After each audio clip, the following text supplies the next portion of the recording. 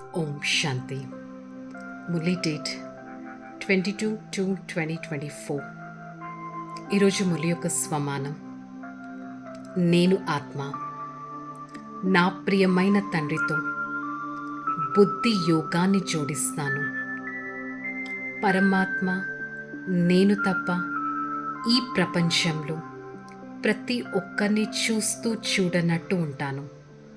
నేను పరమాత్మకి రాయల్ పిల్లవాడిని. I, the soul, always try to connect my intellect with the Supreme Father. With such connection, I continuously experience the true vibrations from the Supreme Father. मैं आत्मा सदा मेरा बुद्धि योग परमात्मा से जुड़ने की कोशिश करता हूँ. ओम शांति.